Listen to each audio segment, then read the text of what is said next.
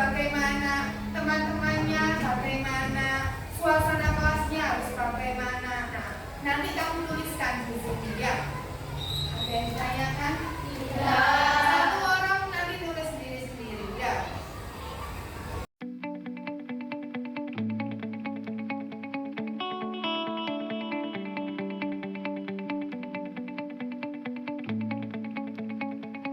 Yang pertama, ya. Yang pertama ini saya ingin kelas saya. Nah, ya, kamu ingin kelas kamu nanti bagaimana? Kemudian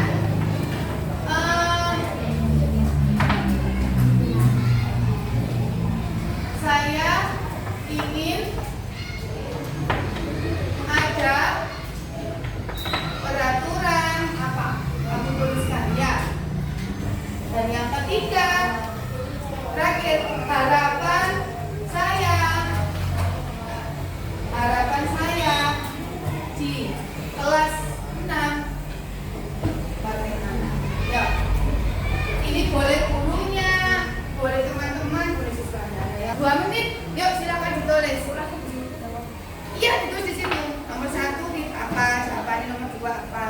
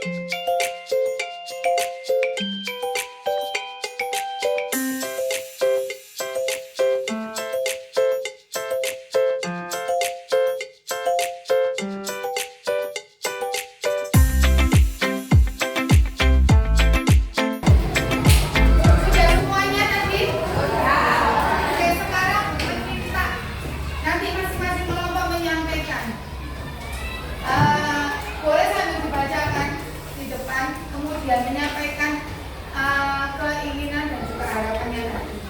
Mulai dari kelompok mana dulu? Dibacakan, terserah mau membacakan yang mana, nanti sama ditambahkan dari soal. Ya.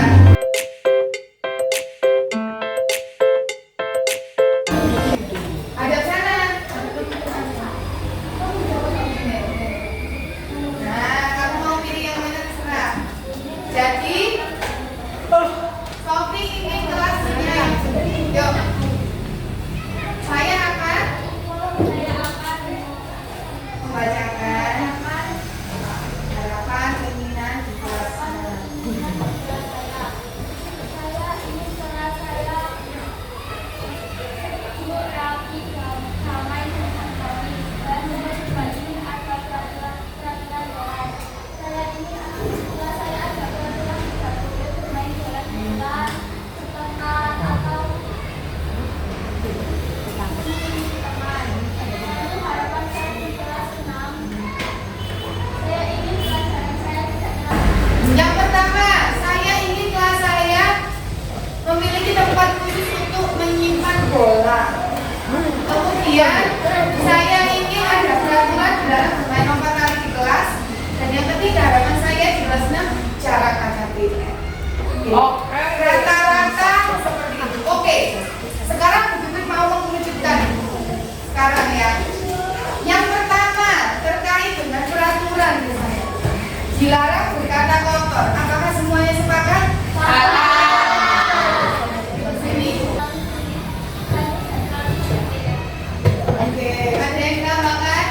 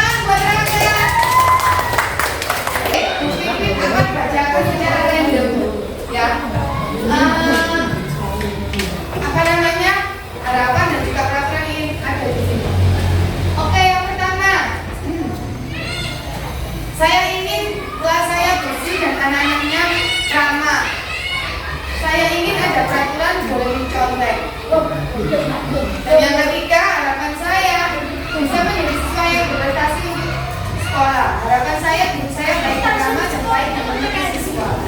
Oke.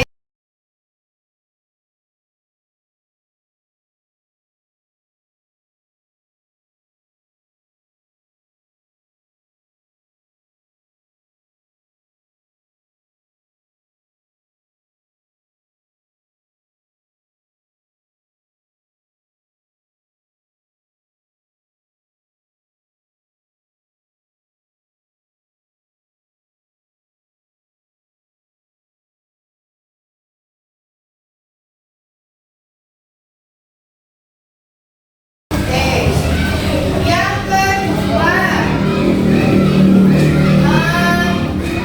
tidak boleh main bola di kelas, sepakat? Masih sama. Bermain takraw sama ya dengan bola ya? Sama. Sepak bola, membuang sampah pada tempatnya, sepakat? Dari sini berarti membuang sampah. Oke, coba sekarang lagi dicek. Tidak boleh memilih-milih teman atau bertengkar. Sepakat? Saat mengerjakan tugas tidak mencontek. Gimana? Sepakat? Sepakat. Sepakat ya? Tidak mencontek.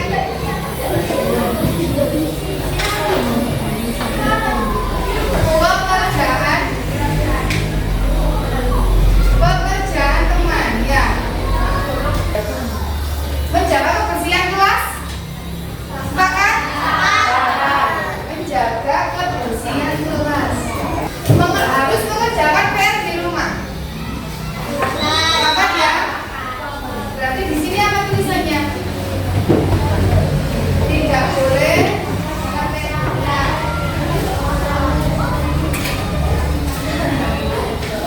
mengerjakan PR di rumah. Nah, sekarang kira-kira dari ketujuh ini apakah ada yang belum kita tuliskan? Apa? Kira-kira ada tambahannya apa? Peraturan kelas kita. Apa? Apakah yang keras? Tidak boleh terlambat ke sekolah, setuju? Silakan berada di sini. Tidak boleh terlambat. Terlambat dalam hal apapun ya. Mau itu masuk sekolah, mengumpulkan tugas, itu sudah nggak boleh terlambat ya. Ada lagi yang ini kita makan? Tidak boleh terlambat. Tidak boleh. Tidak boleh mencoret-coret meja. Gimana? Tidak boleh mencoret-coret meja. Apakah perlu dituliskan? Oke, yang nomor 10 ada lagi. Parah. Merusak barang orang lain dan barang umum. Apakah termasuk di sini? Mencoret-coret meja itu masuk merusak barang. Ya. Oke, ada lagi? Selin. Wajib piket kelas. Ada lagi? Tidak boleh. Tidak boleh mengejek, itu sudah belum ya? Belum. Oke. Tidak boleh mengejek. Tidak boleh mengejek. Mengejek apa saja ya? Ada lagi? Angkat tangan dong. Apa? Tidak boleh mengambil barang orang lain. Apakah sama dengan merusak? Beda. Tidak boleh mengambil barang orang lain tanpa izin. Ya. Oke, yang lain. Salin. Oke, wajib mematikan. Wajib mematikan lampu dan kipas sebelum pulang. Sepakat nomor 13?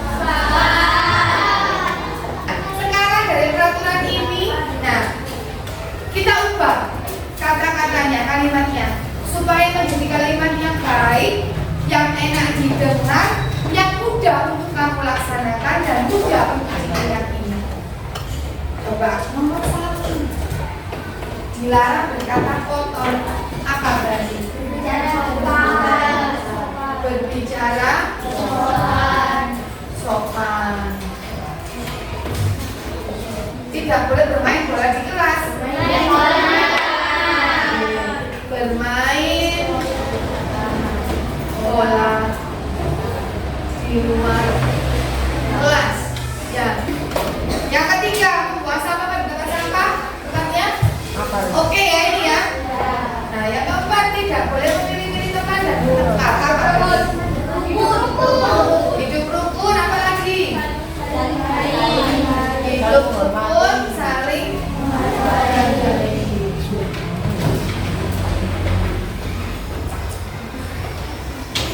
Nomor 5, tidak mencontek. Jujur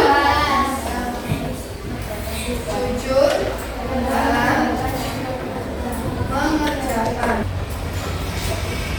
Nomor 6, menjaga kebersihan kelas. Sepakat ya? Yang ketujuh, tidak boleh mengerjakan PR di kelas. Mengerjakan PR di rumah. Yang kedelapan, oke, teruskan boleh. Sebelahnya ya. Datang tepat waktu.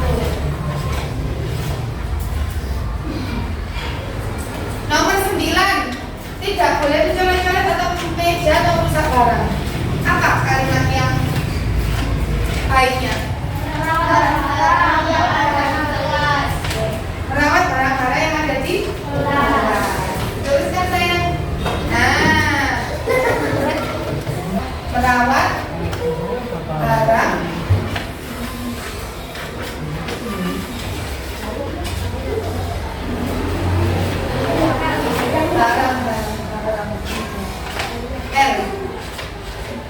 barang-barang di kelas. Oke ya. Nomor 10, sepakat ya. Oke, nomor 11 sama seperti nomor 4 ya. Oke, saling menghormati. Nomor 12, coba apa? Tidak boleh mengambil barang tanpa izin. Tadi apa? Izin sebelum mengambil. Kesannya kurang apa? Memindah. Terus nanti apa? Izin sebelum memindah. Nomor 12.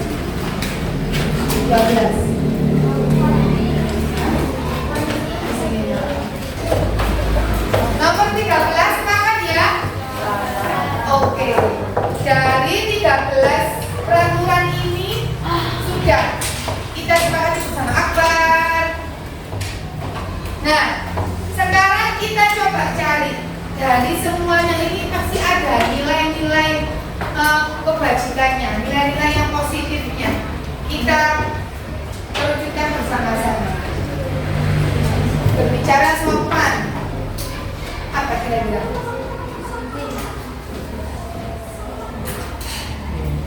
Apa kira-kira nilai kebajikannya?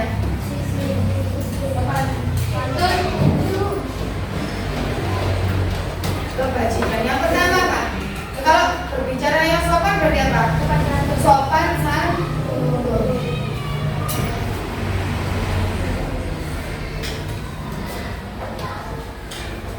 Apakah hanya perkataan saja yang sopan dan santun? Tidak. Apa saja? Bukan. Tadi di sini apa ya? Berperilaku dan berkata yang sopan. Setuju? Sopan dan santun. Oke, yang kedua, bermain bola termasuk apa? Disiplin ya. Disiplin berarti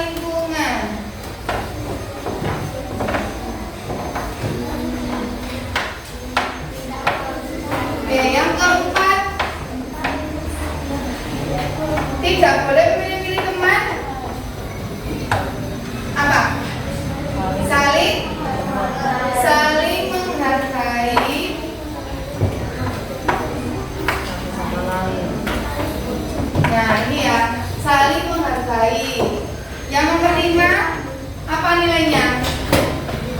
Jujur. Yang nomor 6 menjaga kebersihan kelas apa? Tanggung jawab. Tanggung jawab bisa. Cinta lingkungan juga bisa ya. Jadi ada dua. Tanggung jawab dan cinta lingkungan.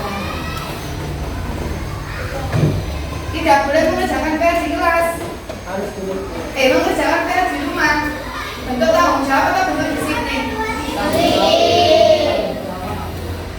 Mengerjakan PR di rumah. Tanggung jawab atau disiplin? Tanggung jawab. Tanggung jawab. Ya. Tanggung jawab kalau ini.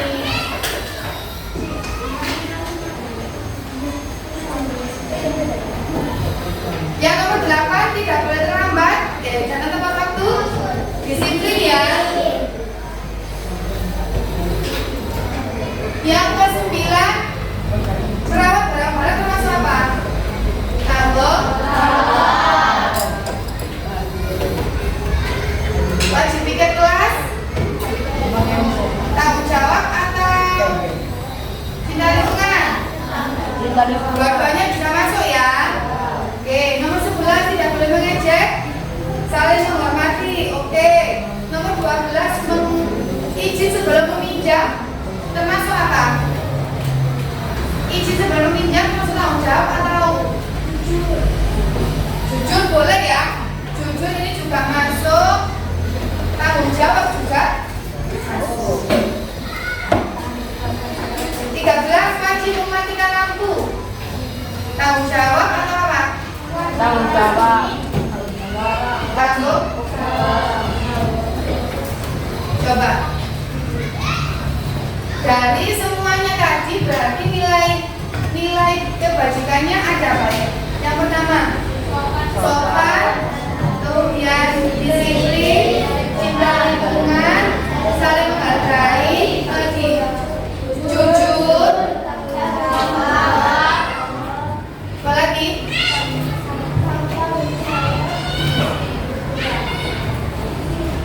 Apalagi? Sudah ya? Oke, sudah. Nah, dari peraturan ini, kemudian nilai-nilai kebajikannya ini sudah kita yakini bersama-sama. Nah, ini nanti merupakan keyakinan kelas yang harus kita laksanakan. Ya. Semuanya ini tadi yang sudah kamu sampaikan tadi 13 poin ini masuk di dalam sini. Nah, Bu Pipit tidak akan mengingatkan ini apa, tapi kamu harus kita yakini dulu bahwasanya berperilaku sopan santun itu penting. Penting atau tidak? Penting. Karena kalau kita sopan kepada orang lain, maka orang lain juga akan sopan kepada kita. Ya. Yang kedua, kalau kita disiplin di dalam kelas. Jadi kalau misalnya kamu disiplin tepat waktu, ya melaksanakannya dengan sungguh-sungguh, nanti pasti semuanya akan berjalan secara lancar, ya tidak ada hambatan. Kemudian cinta lingkungan, apakah ini juga penting? Penting. Kalau kita nggak cinta lingkungan, maka lingkungan kita akan apa? Nah, tidak bisa memenuhi harapan kamu tadi. Ini kelas yang bersih, nyaman, rapi, dan seterusnya. Yang keempat, saling menghargai. Apakah perlu? Perlu sekali. Karena tadi ini untuk menjawab harapan kamu tadi, tidak mau ada pertengkaran, tidak mau saling mengejek antar teman. Dan yang berikutnya jujur. Ya, jujur dalam hal apapun. Ya, tidak hanya jujur dalam mengerjakan soal, mengerjakan tugas, tapi dalam apa saja kita harus jujur dalam bertindak. Dan yang terakhir adalah tanggung jawab. Kita harus punya tanggung jawab. Kita harus melaksanakan komitmen. Kalau misalnya diminta untuk datangnya jam 7, uang harus datang jam 7. Kalau misalnya disuruh kumpulkan tugas besok, berarti kamu harus ngomongnya besok, bukannya besok. Komitmennya seperti itu. Ada yang ditanyakan? Tidak. Halo? Hai. Tepuk 1, tepuk 2, tepuk 3, tepuk semangat. Semangat.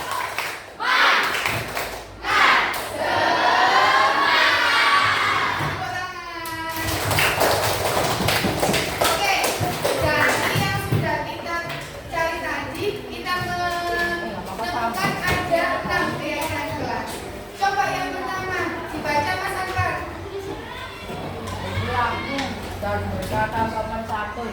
Oke. Hari ini semua ini sudah kita yakini hal ini penting ya, anak ini ya. Ya. Kita laksanakan bersama-sama, sepakat? Sepakat. Misalnya, Bu Pipit akan membuat ini namanya tampak seperti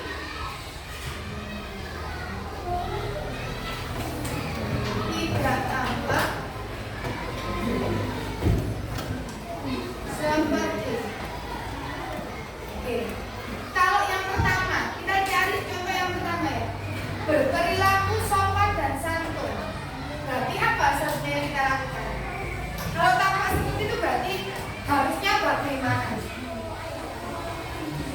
Berkata apa tadi kita bilang? Berkata sopan. Jadi kalau kebalikannya apa? Di sini Kata kotor. berkata atau bisa berkata oh ya. Apalagi kira-kira berperilaku sama berkata sopan itu? Mengucapkan permisi boleh.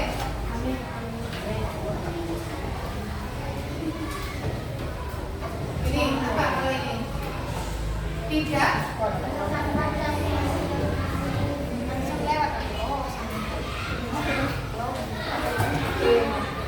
cukup tiga dulu. Nah sekarang coba kalau misalnya kita sopan, apa yang biasanya kata-kata apa yang biasanya terdengar? Ngomong apa biasanya? Permisi. Permisi. Ngomong apa lagi? Hah? Salam, ucapkan salam ya.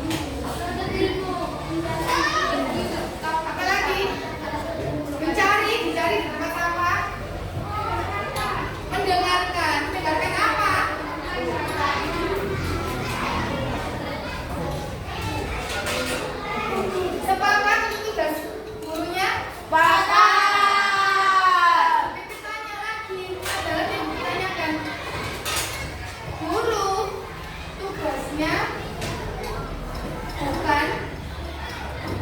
Bukan apa? Main HP. Main HP, oke. Boleh. Main HP, satu. Nggak boleh apa misalnya? Marah-marah, boleh. Marah-marah kan masuk bab ya. Apalagi? Apakah itu tidak boleh? Boleh, terserah lah mau ngasih apa. Coba yang tidak ini bukan tuh yang dulu itu loh. Marah-marah, main HP, apa lagi? Tidak boleh cerewet. Kita tulis tidak apa-apa. Nah, sekarang yang bukan tugasnya murid apa? Mengajar. Bermain. Ayo. Apa? Main.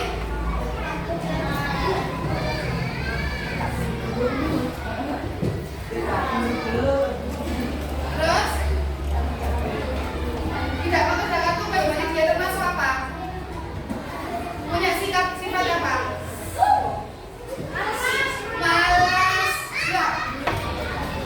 Apa lagi? Hah? Apa? Berarti apa itu?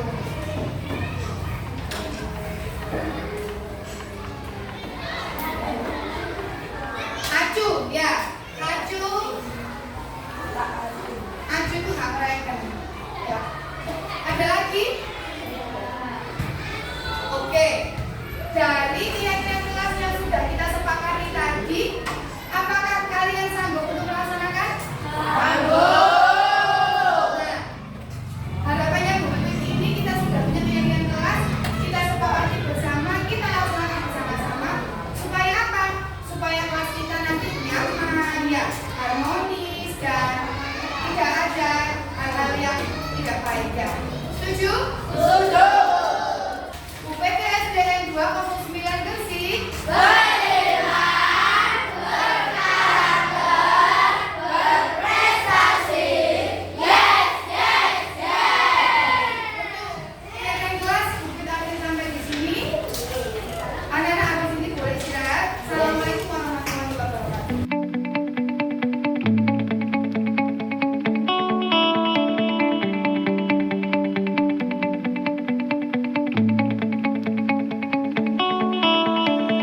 Selamat siang, Desta.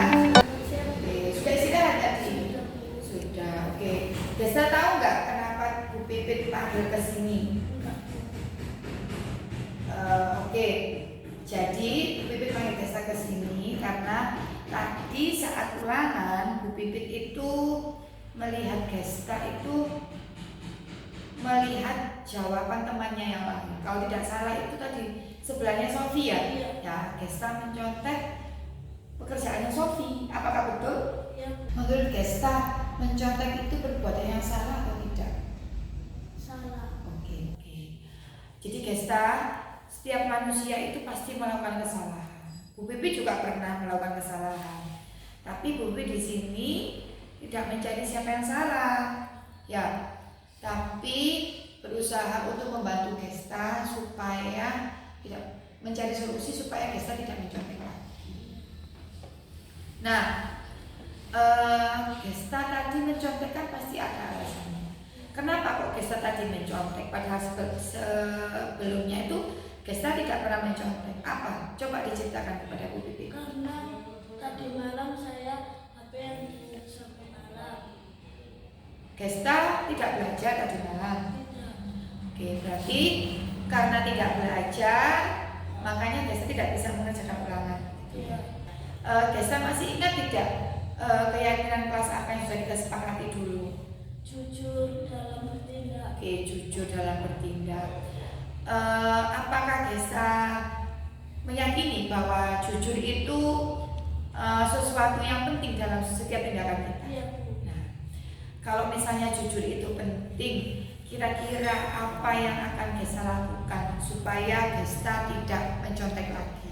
Harus belajar dengan mengerjakan sebisanya dan berdoa. Oke, belajar, mengerjakan sebisanya dan juga berdoa ya. Kira-kira kapan Gesta mulai melakukan apa yang sudah Gesta sampaikan barusan? Hari ini, Bu. Hari ini dan seterusnya ya. Oke, Bu Pupit harap apa yang sudah Gesta lakukan hari ini tadi tidak diulangi lagi di ulangan-ulangan berikutnya, dan Bu Pupit yakin Gesta bisa lebih baik. Ya, Bu. Terima kasih, Bu. Oke, bisa kembali ke kelas ya.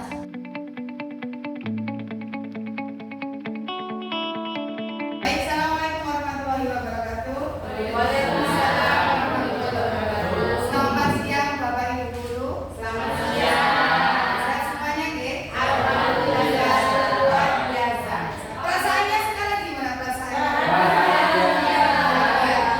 Semangat untuk anak bangsa. Oke, luar biasa. Baik, Bapak Ibu, di sini saya mohon waktunya sebentar karena saya akan mendiseminasikan tentang materi yang sudah saya pelajari di pendidikan guru penggerak terkait dengan budaya positif yang ada di sekolah. Nah, jadi sekarang mari kita belajar bersama, berkolaborasi, saling mendukung demi mewujudkan disiplin positif di UPT SDN 209. Masih ingat ya? Masih. Oke, UPT SDN 209 Gresik.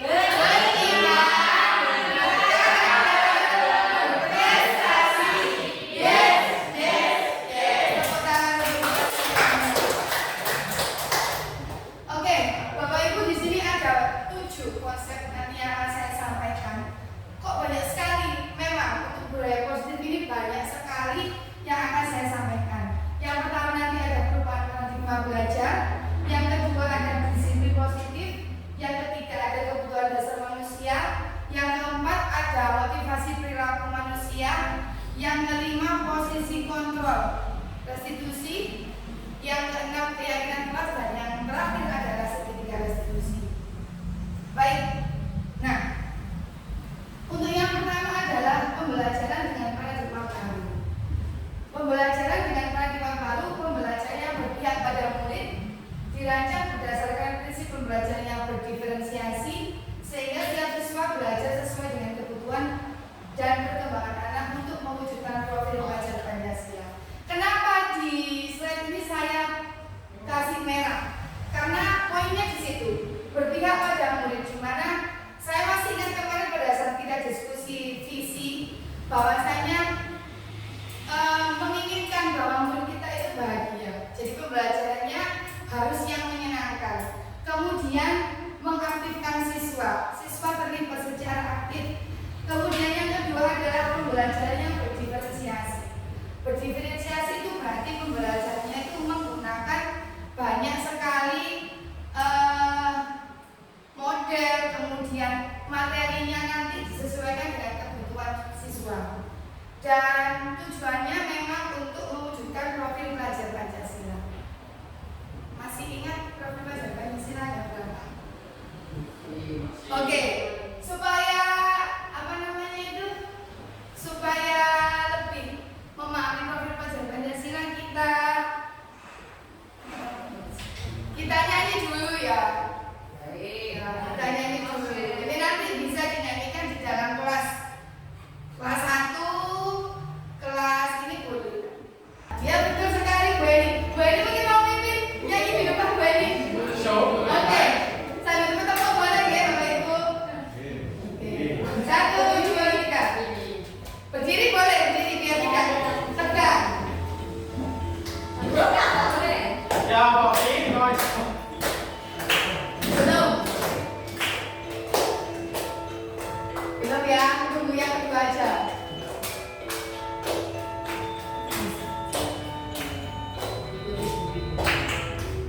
Belum ya. Bapak belajar Pancasila, beriman dan bertakwa pada Tuhan Yang Esa dan berakhlak mulia, berkebinekaan global, gotong royong mandiri, kreatif dan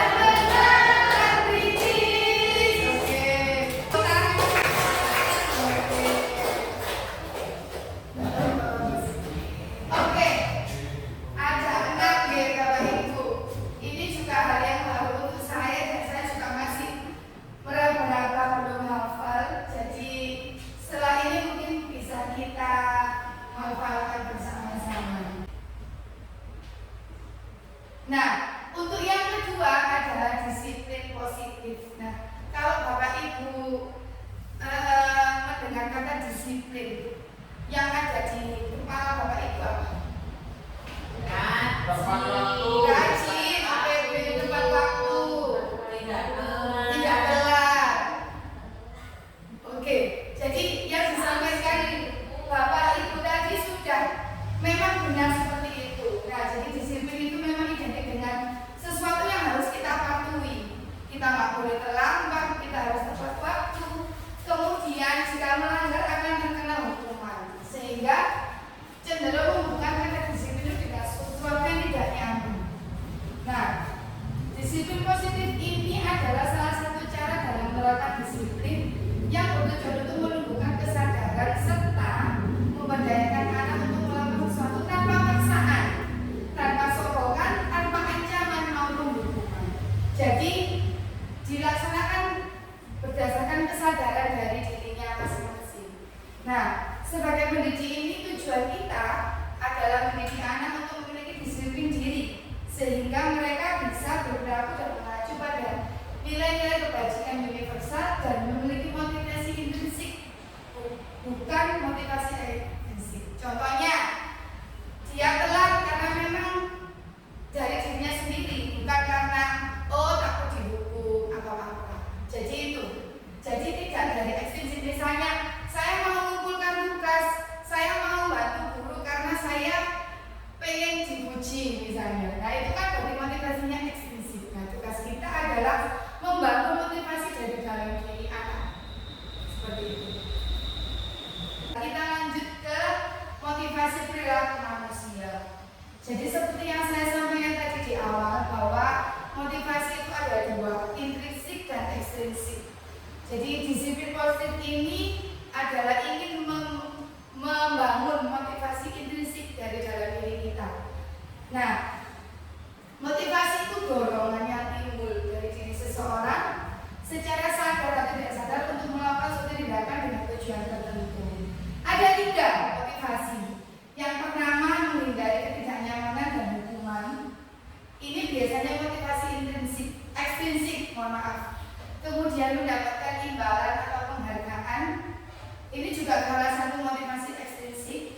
Dan yang terakhir adalah menghargai nilai-nilai kebajikan diri sendiri. Ini merupakan motivasi intrinsik, dan ini yang nantinya akan kita bangun pada diri siswa.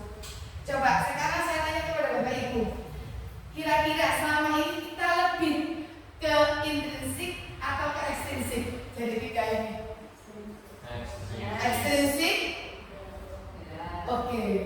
Kalau ekstrinsik berarti mari kita bersama-sama coba membangun motivasi dari dalam diri kita supaya apa yang kita lakukan itu lebih bermakna. Gitu. Bagus. Nah, di sini ada kasus lagi Bapak Ibu. Jadi biar kita lebih memahami materinya, ada kasus. Ira kurang menguasai pelajaran matematika, sehingga pada saat pelajaran tersebut berlangsung dia lebih banyak berdiam diri atau menggambar. Pada saat guru matematikanya memberikan pertanyaan kepada Ira gugup dan tak sengaja menjatuhkan tasnya dari kursi, serta tiba-tiba menjadi gagap saat menjawab pertanyaan. Seluruh kelas tertawa melihat Ira yang menjawabnya tergagap dan terkejut. Pak Praja pada saat itu membiarkan teman-teman Ira menertawakan Ira yang tergagap dan malu luar biasa, dan malahan menyuruh Ira untuk maju ke depan dan berdiri di depan kelas sambil menunjuk ibunya karena tidak bisa menjawab pertanyaan Pak Praja. Kelas semakin gaduh dan anak-anak pun tertawa melihat Ira di depan kelas membawa ibunya. Untuk Bapak Ibu, apakah Bapak Ibu setuju dengan tindakan Pak Praja terhadap Ira? Tidak. Mengapa? Bapak Ibu menjatuhkan apa? Iya, Bu Iman. menjatuhkan kepercayaan diri anak. Oke, menjatuhkan kepercayaan diri anak, mentalnya, ya. Oke, itu yang nomor pertama. Yang kedua, menurut Bapak Ibu, apakah tindakan Pak Praja terhadap Ira adalah sebuah hukuman atau konsekuensi? Menurut Bapak Ibu ini sebuah Ira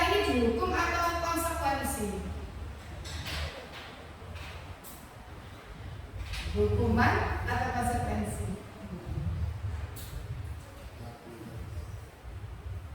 Nah, masih bingung? Oke. Kalau masih bingung, sekarang kita coba.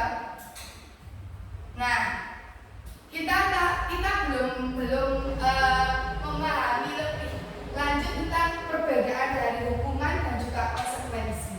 Sekarang kita cek di sini. Lari mengelilingi lapangan basket 2 kali karena terlambat di sekolah. Kira-kira hukuman atau konsekuensi? Hukuman. Bagus bisa ditulis di sini bagus. Nah, jawabannya Bapak Ibu. Hukuman ya. Yang kedua, push up 15 kali karena tidak menggunakan masker. Hukuman ya. Hukuman.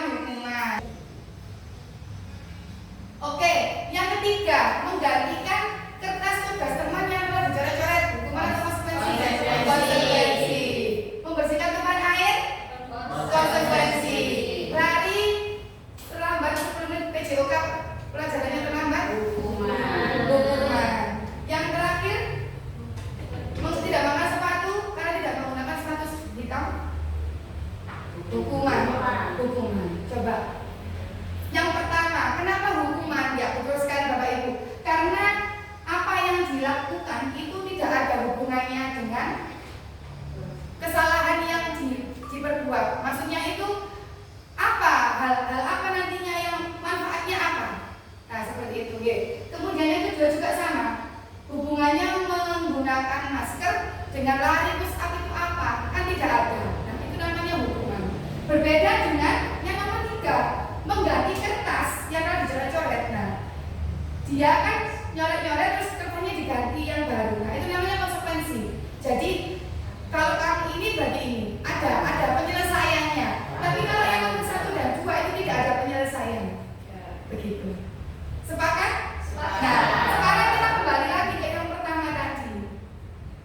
Berarti Bapak Ibu, menurut Bapak Ibu, tindakan Pak Praja tadi itu hukuman atau konsekuensi? Hukuman. Pak Bagus hukuman. Kenapa Pak Bagus? Karena tidak ada hubungannya dengan Pelajarannya. Harusnya gimana Pak Bagus Pak Praja terhadap Ira? apa ya? Bebas, jawabannya boleh Pak Bagus, berpendapat apa aja boleh. Harusnya gimana Pak Bagus? Pak Praja terhadap Ira harusnya bagaimana? Dan difasilitasikan dia nggak Iya. tahu nggak bisa Iya. kita bisa jelaskan ulang. Jelaskan ulang, kemudian secara sendiri, ya. Ya. Dipanggil sendiri, dijelaskan supaya Iranya lebih paham gitu ya. Terima kasih Pak Bagus, jawabannya luar biasa. Jadi sudah mewakili untuk hukuman dan konsekuensi ya. Oke. Jadi kita tadi ke kasus dulu, baru ini ke konsepnya. Konsepnya kedisiplinan dengan identitas gagal. Kalau hukuman itu berarti sesuatu yang menyakitkan. Nah, tadi diminta untuk keliling lapangan push up. Nah, itu termasuk salah satu yang menyakitkan. Terus diminta untuk ke depan memegang hidung. Nah, itu juga termasuk. Jadi ada rasa tidak nyaman, murid merasa takut, bersifatnya memaksa. Terus kemudian murid akan berusaha untuk menyembunyikan kesalahan dan murid nanti menjadi rendah diri seperti disampaikan Bu Ima tadi, tidak percaya diri. Nah, kalau penghargaan, nah selama ini saya yakin Bapak Ibu guru itu pasti ingin memberikan penghargaan kepada siswanya. Tetapi justru dengan penghargaan ini akan membuat sesuatu itu tidak efektif karena akan membuat siswa itu, oh aku akan dapat penghargaan, aku harus begini, oh aku harus biar dapat juara, misalnya udah dapat hadiah aku harus begini. Nah, itu nantinya akan menyebabkan rasa iri, merusak hubungan dan juga mematikan kreativitas siswanya dan juga dapat merampas hak untuk menghargai dirinya sendiri. Jadi kalau misalnya anaknya nanti gagal untuk mendapatkan juara, mereka pasti akan dalam dirinya kan gini, kok aku nggak dapat juara ya, kok aku salah ya, kok aku kalah ya. Nah, akan seperti itu sehingga menyebabkan dia lebih apa namanya itu lebih rendah diri lagi. Nah, sementara untuk kedisiplinan dengan identitas sukses itu ada namanya konsekuensi. Seperti yang tadi disampaikan bahwa ada penguatan jangka pendeknya. Kalau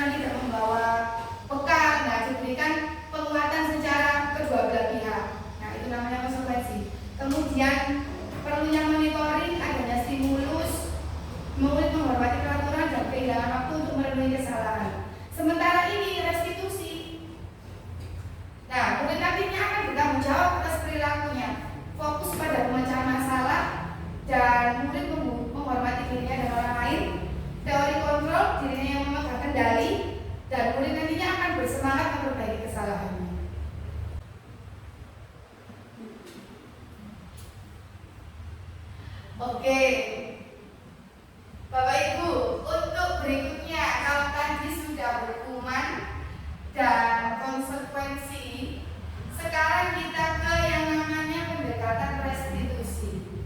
Kalau Bapak Ibu mendengar kata restitusi, itu istilah di tahun berapa ya? Ya, ada ya istilah 90-an restitusi gitu ya. Ada lagunya juga kalau nggak salah, tapi saya lupa lagunya apa. Jadi kalau di awal tadi ada yang namanya restitusi. Nah, apa sih restitusi itu? Jadi restitusi itu merupakan suatu proses kondisi untuk menciptakan bagi murid dalam memperbaiki kesalahannya. Jadi kita memberikan kesempatan kepada murid untuk menyelesaikan sendiri, memiliki apa ya, saran, memiliki masukan sendiri dan untuk memperbaiki kesalahannya, sehingga nantinya mereka bisa kembali ke kelompok mereka dengan karakter yang lebih kuat. Itu menurut dosen tahun 2004. Nah, di sini ciri-ciri restitusi yang pertama, bukan untuk menebus kesalahan, namun untuk belajar dari kesalahan.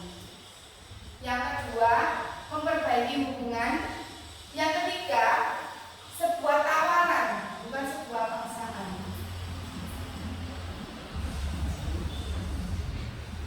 Ya. Kemudian menuntut untuk melihat ke dalam diri dan ini mencari kebutuhan dasar yang mendasari tindakan. Kemudian kontrol diri dan fokus pada karakter bukan pada tindakan, dan fokus pada solusi. Next, Pak Bagus. Nah, di sini ada perbedaan hukuman, konsekuensi, dan juga restitusi. Di sini kasusnya adalah siswa sering tidak mengerjakan PR. Nah, biasanya Bapak Ibu kalau masih hukuman, nah di sini hukumannya adalah lari keliling lapangan. Tahu hubungannya apa lari sama mengerjakan PR? Kan tidak ada. Nah, begitu. Kemudian guru marah dan murid menjadi lagi. Itu hukumannya. Nah, kalau misalnya konsekuensi, berarti guru memberikan konsekuensi untuk mengerjakan saat istirahat atau dikerjakan berulang sebanyak 3 kali. Nah, di sini nantinya guru akan tegas dan menghormati peraturan. Dan adalah karena ini yang perlu kita laksanakan sekarang adalah tentang restitusi.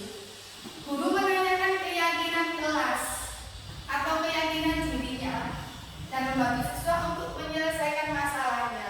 Jadi siswa punya solusi apa terhadap masalahnya tadi? Kalau dia mengerjakan PR, berarti dia harus melakukan apa? Itu namanya restitusi. Jadi dalam restitusi ini nanti guru nanti akan lebih terbuka dan siswa menghormati dirinya dan juga orang lain. Next, Pak Bagus. Nah, bisa Bapak Ibu lihat di depan ya, konsekuensi, hukuman, konsekuensi, dan restitusi. Disiplin itu yang termasuk di dalamnya adalah konsekuensi dan restitusi. Nah, sesuatu yang menyakitkan, kalau konsekuensi adalah sesuatu yang harus terjadi, sementara kalau restitusi adalah merupakan pilihan. Oke. Contohnya yang terakhir di situ ada, kalau ada hukuman berarti peraturannya adalah kamu harus. Nah, kalau ada kata kamu harus, itu berarti sebuah hukuman. Tapi kalau konsekuensi, apa peraturannya? Mampukah kamu melakukannya? Nah, tapi kalau restitusi, apa yang kamu yakini? Apa yang bisa kamu lakukan untuk memperbaiki masalah ini? Nah, perbedaan kalimatnya di situ. Oke, sebelum ke sini saya tanya dulu, Bapak Ibu berarti Bapak Ibu selama ini sering melakukan memberikan hukuman atau konsekuensi atau restitusi? Misalnya ada siswa yang melakukan kesalahan, misalnya konsekuensi. Contohnya apa Pak Bagus? Misalnya tidak membuang sampah pada tempatnya. ya,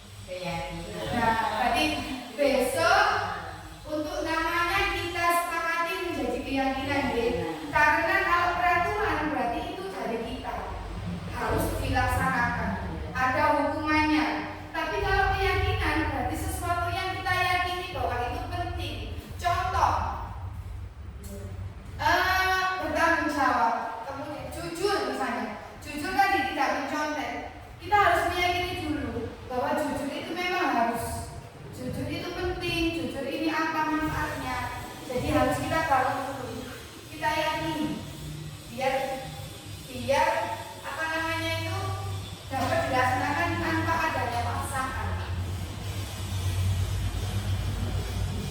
Contohnya ini ya, kalau pakai helm berarti peraturannya kan biar nggak ditilang polisi. Nah, keyakinannya apa? Oh, biar apa? Aman, kepalanya nggak dibentur kalau jatuh. Jadi Bapak Ibu kalau belum pakai helm silakan pakai helm. Ya. Nah, ini contoh keyakinan kelas. Jadi kalau ada peraturan selalu kembalikan buku ke tempatnya, berarti keyakinan kelasnya adalah tanggung jawab. Dilarang mengganggu orang lain, kita menghormati. Hadir 15 menit, berarti kita menghormati dan juga berkomitmen atau disiplin. Yang keempat, dilarang melakukan kekerasan atau bertengkar, bisa keselamatan, bisa membantu orang lain. Sampai yang terakhir, jangan berlari di kelas atau koridor. Nah, keyakinan kelasnya adalah keselamatan dan keamanan.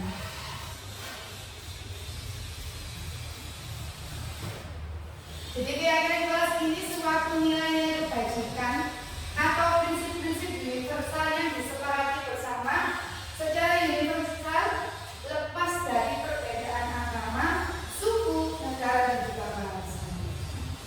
Suatu keyakinan akan lebih memotivasi seseorang dari dalam.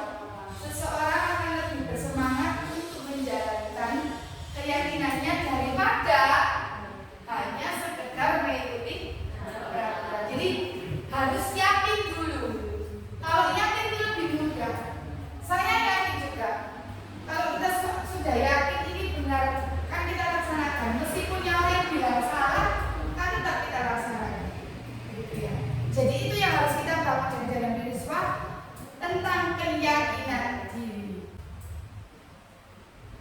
Nah ini saya yakin tadi Bapak Ibu juga sudah melakukan. Jadi sesuai dengan kondisi kelasnya.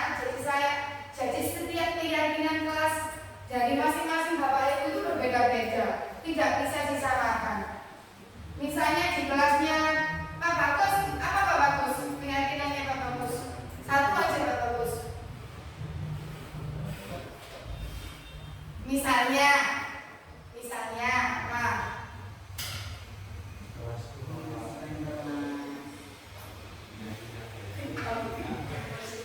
Oke, Bungkus mungkin keyakinannya apa? Memberikan kelas supaya nyaman. Oke, dan Bungkus itu mungkin berbeda dengan Bu Rika. Apa Bu Rika misalnya? Membawa sampah, tempat sampah, untuk tanggung jawab. Bu Indri mungkin yang berbeda.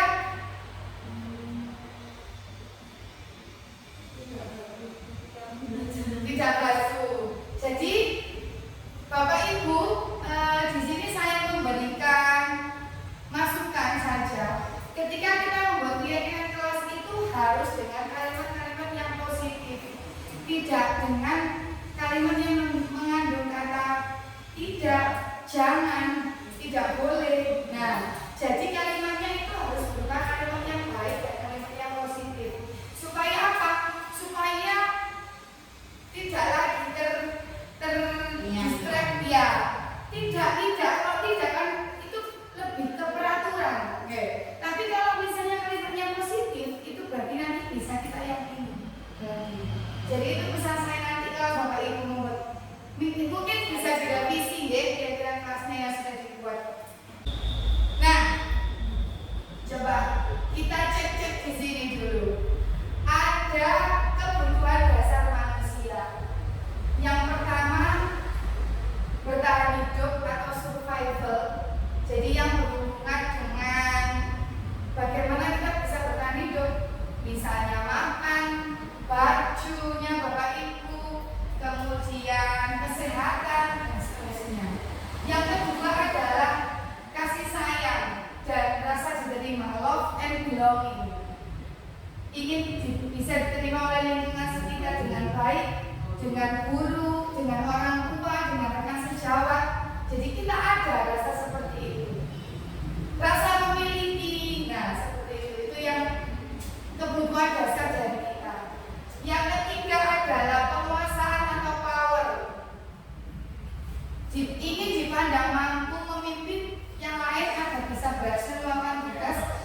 atau memecahkan masalah. Yang keempat adalah kebutuhan untuk bebas atau freedom.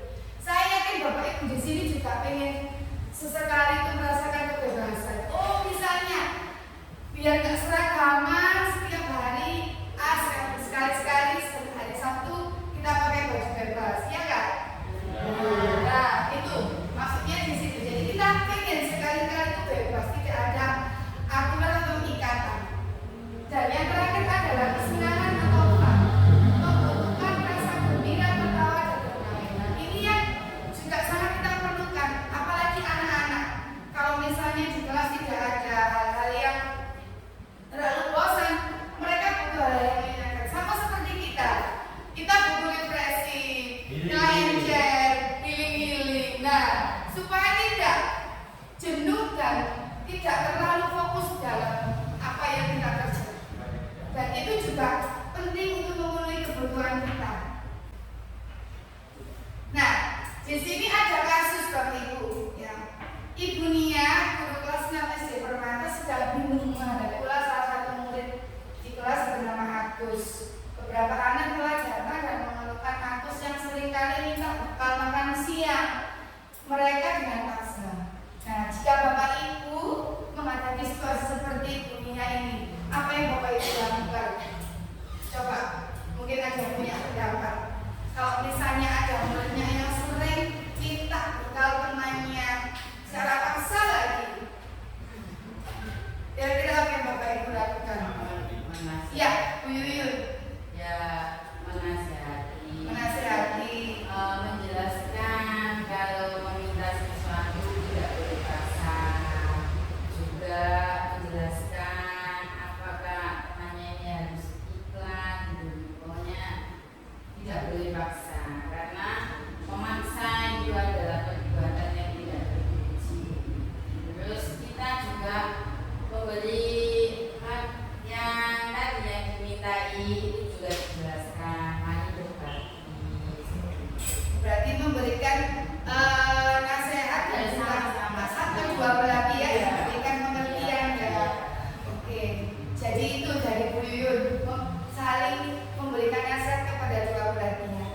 Kemudian yang kedua, menurut Bapak Ibu, kira-kira kenapa kok Agus itu sampai minta bekal ke teman-temannya dengan paksa? Tidak berbekal. Tidak bawa bekal. Kalau kita hubungkan dengan kebutuhan dasar tadi yang 5 tadi, kira-kira apa kebutuhan Agus yang tidak terpenuhi? Bu Heni tidak memasak ya, jadi nggak bawa makanan. Ada lagi tidak bawa uang saku, faktor ekonomi. Berarti kebutuhan apa yang tidak terpenuhi tadi? Survivor. Apalagi kira-kira Bapak Ibu? Kebutuhan apa? Tadi kita kembali lagi ke yang di sini. Kalau misalnya kasusnya Agus tadi, kira-kira kebutuhan apa yang tidak terpenuhi selain bertahan hidup? Love and belonging. Kenapa Bu Mia love and belonging gitu? Mungkin dia kurang perhatian dari orang tuanya, Ya. Bertahan hidup, love and belonging. Ada lagi kira-kira? fun.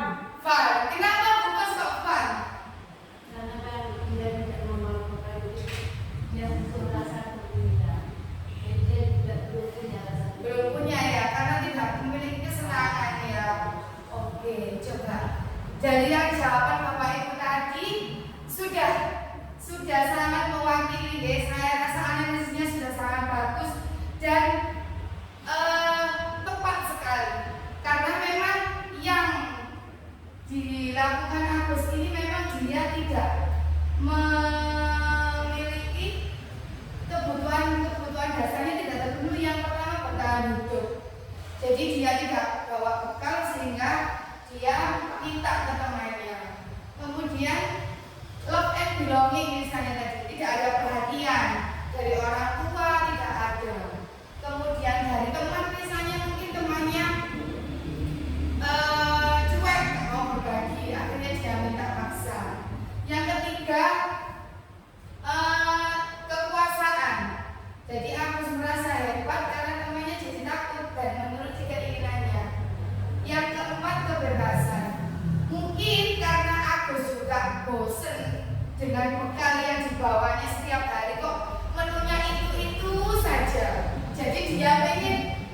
lihat temennya, oh kok menunya beda, jadi yang pengen gitu. Itu analisis yang bisa kita buat ya.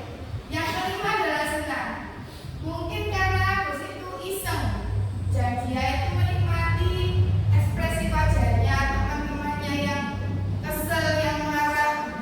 Ya, karena dia itu memang dengan menjahili temannya itu dia merasa senang dan merasa puas. Nah, begitu Bapak Ibu? Nah, sekarang di sini ada 5 posisi kontrol dulu. Coba silakan dilihat.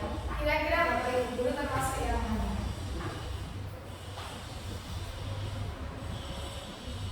Ada sebagai penghukum, pembuat merasa bersalah, sebagai teman, sebagai pemantau atau sebagai manajer. Semua yang Bu Yuyun ya, oke. Berarti Bu Yuyun sudah pernah melakukan kelima-limanya. Sakti, oke, luar biasa. Jadi saya yakin Bapak Ibu dulu pernah melakukan semuanya. Tapi lebih condong kemana? Dominan, manajer, Wah, saya juga apa? membuat Membuat merasa bersalah ya. Dan apa satunya? Pemantau. Oke, ngawasi ya kalau ada benernya di melakukan konsekuensi berarti kita harus ngawasi. Pak Habib yang mana? Teman saja. Oh teman. Oke. Beragama kan harus punya teman. Oke. Berarti nanti kalau nggak ada Pak Habib anak-anak nggak mau ya. Supaya lebih mudah. Mudah mengarahkan. Mengikuti menjadi pribadi yang lebih baik. Terima kasih. Jadi semuanya pernah melaksanakan. Jadi memang kalau menghukum itu kita cenderung menjadi pribadi yang ini loh. Kamu harus gini, kamu harus gini. Tapi kalau membuat merasa bersalah itu biasanya ada kata-katanya. Nah, kata-katanya di sini. Berceramah, kemudian ibu kecewa. Nah, kamu nggak kasihan kah sama ibu, misalnya seperti itu. Itu berarti membuat siswa itu merasa bersalah, sehingga dia akan menyembunyikan atau menyembunyikan perasaannya.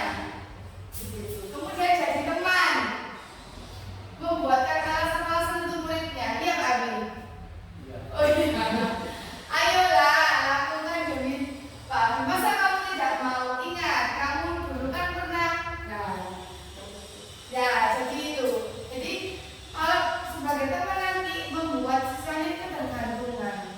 Misalnya kalau nggak sama Pak Abi, nggak bisa sama kalau ada Pak Abi, dia tidak akan melakukan tugas yang disampaikan oleh guru lainnya. Kira-kira ada nggak Bapak Ibu seperti itu? Ada ya. Iya.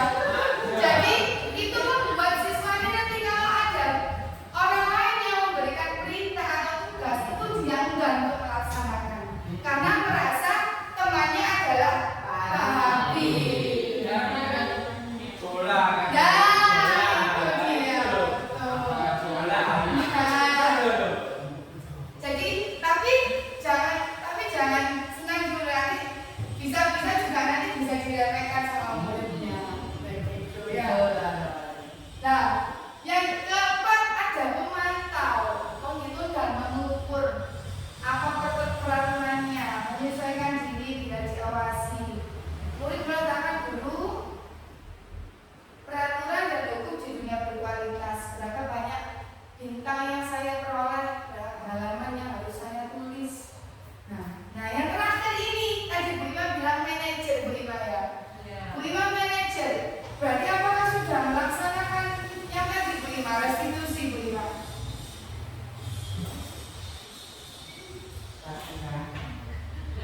Kadang-kadang ya.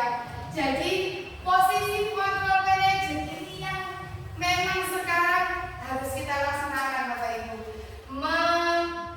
Membimbing siswa, menuntut siswa supaya bisa memperbaiki masalahnya sendiri, kemudian mencari solusi, memberikan penawaran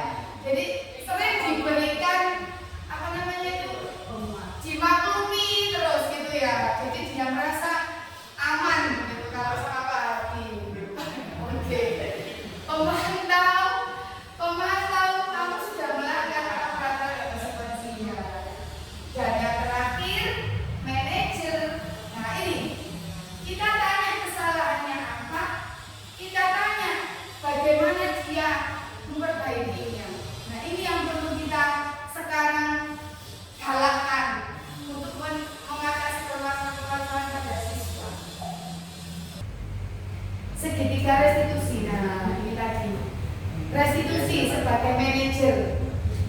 Restitusi adalah proses menciptakan kondisi bagi murid untuk memperbaiki kesalahan mereka sehingga mereka bisa kembali pada pokoknya dengan karakter yang lebih kuat. Lanjut. Nah, segitiga restitusi ini merupakan tahap tindakan yang dilakukan guru untuk membawa siswa menaati kesepakatan kelas yang telah ditetapkan dan mengakui secara sadar dan terbuka ketika melakukan kesalahan serta merasakan kenyamanan ketika sudah berperilaku jujur. Nah, ada 3 tahapan Bapak Ibu dalam melaksanakan segitiga restitusi. Yang pertama adalah menstabilkan identitas. Menstabilkan identitas ini berarti mengubah dari identitas yang gagal menuju identitas yang sukses. Yang kedua adalah validasi tindakan yang salah. Dan yang ketiga adalah menanyakan keyakinan kelas apa yang tidak sesuai dengan tindakan tersebut. Lanjut Pak Bagus. Nah, jadi ini ya. Next lagi Pak Bagus. Lagi, satu lagi. Sudah. Jadi ada kasus di sini pada saat ulangan harian Vika berusaha untuk melihat jawaban temannya.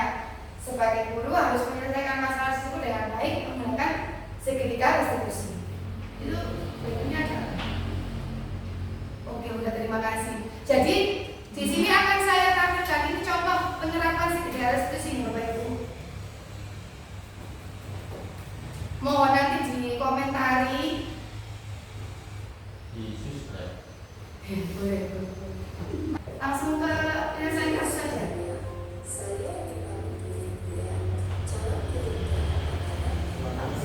Ya, saudara nggak enak.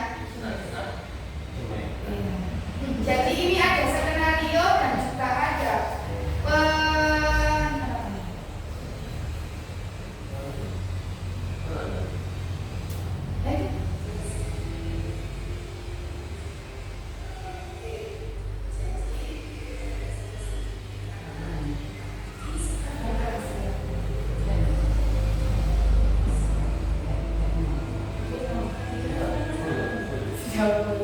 ada stikernya ya.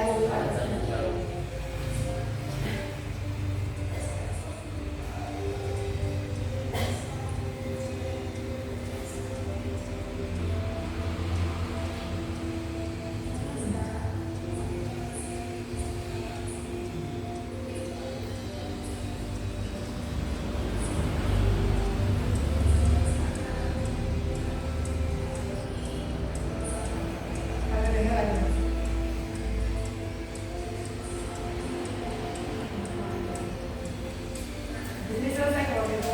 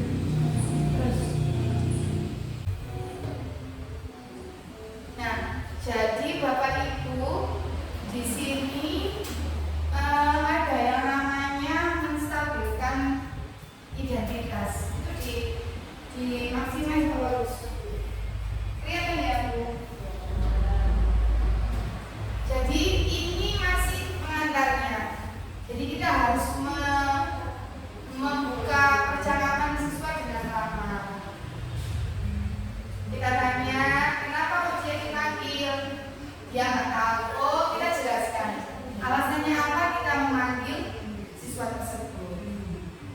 Berikutnya Pak Bagus, materi yang lanjutannya. Stop. Nah, ini yang namanya menstabilkan identitas Bapak Ibu.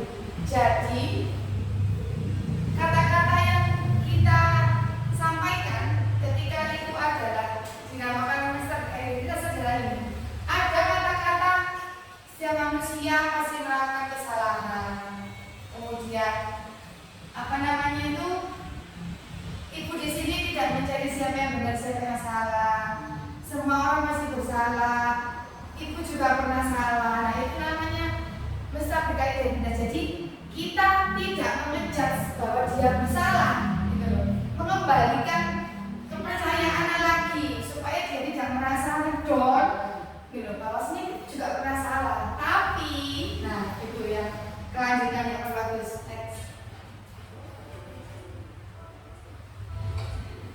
Tapi cari solusi. Nah itu nggak apa-apa salah, tapi solusinya apa? Yang kedua Pak Bagus, sebelumnya lagi Pak Bagus. Nah yang kedua tadi kita adalah validasi tindakan yang salah. Jadi di langkah ini adalah kita mencari alasannya. Alasan dari siswa itu melakukan kesalahan itu apa? Kita gali lebih dalam alasannya apa supaya dia bisa nyaman cerita semuanya. Nah kita bisa tahu alasannya di sini. Nah di sini nanti kita gali alasannya dia tidak mengikuti ya mencontek adalah dia nggak belajar tadi malam seperti itu. Jadi kalau dia yang stabilkan tadi adalah membangun kembali kepercayaan diri siswa dari dia gagal bersalah menjadi dia bangun lagi. Nah kalau yang di sini adalah menggali alasannya apa dia bersalah melakukan kesalahan tadi. Next Pak Bagus. Dan yang terakhir adalah menanyakan keyakinan. Nah kalau dia mencontek ya yang ini berarti kira-kira keyakinan kelas apa yang tidak sesuai. Nah berarti dia menjawab oh jujur Bu. Berarti kita harus jujur. Nah, di langkah yang ini jangan lupa nanti Bapak Ibu menanyakan apa restitusinya dari dia. Ini namanya kalau jujur itu penting, kira-kira apa yang akan Desta lakukan supaya Desta tidak mencontek lagi. Nah ini namanya restitusi. Ya pertanyaan untuk menggali restitusinya. Nah dia menjawab apa? Nah ini restitusi yang ditawarkan oleh Desta. Dia menawarkan restitusi untuk belajar, kemudian tidak mencontek dan juga berdoa. Nah itu Bapak Ibu. Baik, kira-kira dari apa yang sudah saya sampaikan tadi mungkin terlalu cepat. Pas. Nanti Luar biasa. ya nanti mungkin ada yang ditanyakan dari Bapak Ibu. Pas ya? Pas. Nah apa kalau ada yang ditanyakan juga boleh. Mungkin kita sharing. Oke, cukup ya? Oke. Semoga apa yang saya sampaikan ini nanti bisa bersama-sama kita terapkan di anak-anak didik kita, bisa membuat anak didik kita itu lebih baik lagi, lebih berprestasi tentunya, dan bisa membanggakan dan bisa membuat sekolah kita lebih berkembang lagi. Oke, sebelum saya mengakhiri, kita ya dulu biar enggak tegang tangannya dari tadi ya. UPTS ya 29 Gresik.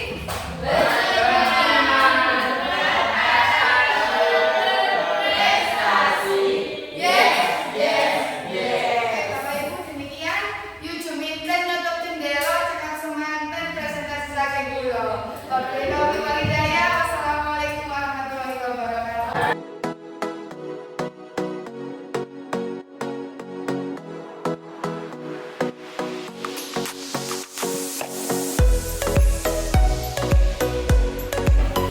Assalamualaikum warahmatullahi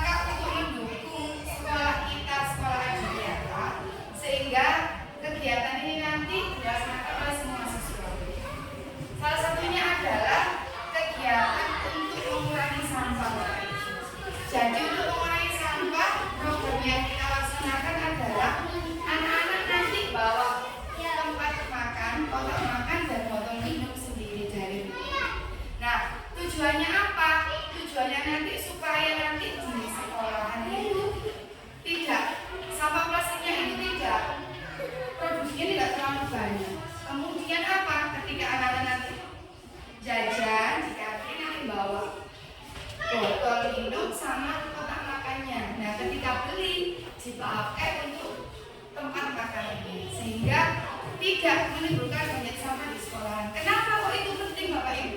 Yang pertama, sampah plastik itu bisa diuraikan itu dalam waktu, tidak bisa diuraikan dalam waktu yang lama juga.